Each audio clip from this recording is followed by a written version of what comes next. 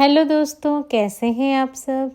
आज मैं आपको एक चींटी की कहानी सुनाऊंगी।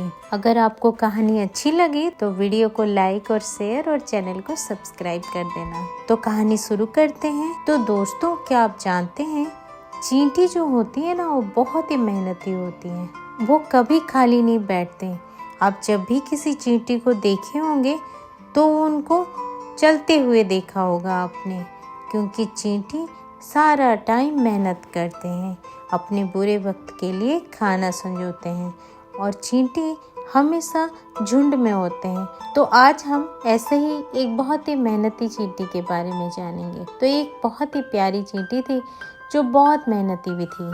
मेहनती के साथ साथ वो बहुत ही दयालु भी थी।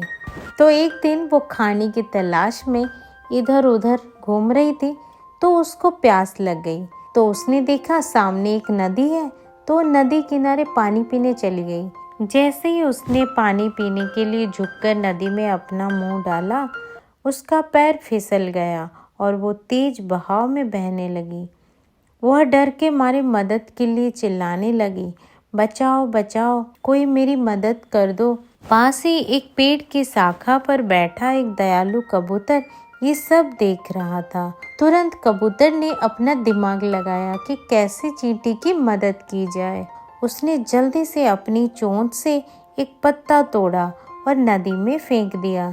चींटी ने जल्दी से पत्ते पर चढ़कर खुद को बचा लिया। चींटी ने कबूतर का धन्यवाद किया और बोली, तुमने मेरी जान बचाई, मैं कभी तुम्हारा एहसान नहीं भूलूंगी। कबूतर ने बोला, कोई बात नहीं, ये तो मेरा फर्ज था। फिर कुछ दिन बीत गए।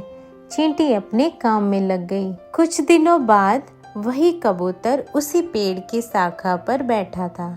तभी एक शिकारी वहां आया और उस कबूतर को मारने की तैयारी करी।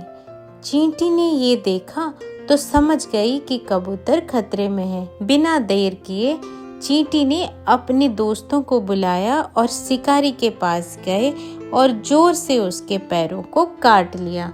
शिकारी दर्द से चिल्लाने लगा और उसका ध्यान बट गया। शिकारी की आवाज सुन के कबूतर चौकन्ना हो गया और पेड़ से उड़ गया और अपनी जान बचा ली। अब कबूतर को समझ में आ गया कि छोटी सी चींटी ने उसकी जान बचाई। वो मुस्कुराया और बोला, धन्यवाद दोस्त, तुमने मेरी मदद की जैसे मैंने तुम्हारी की थी। तो चींटी ने कहा, हम एक दूसरे के काम नहीं आएंगे तो कौन आएगा भला।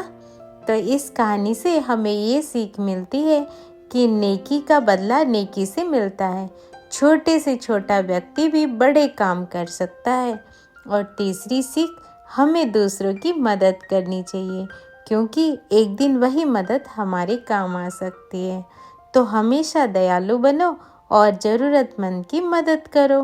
तो बच्चों, कैसी लगी आज की ये कहानी? अगर अच्छी लगी हो तो लाइक शेयर सब्सक्राइब ज़रूर कर देना। तो मिलते हैं फिर एक नई वीडियो में एक नई कहानी में।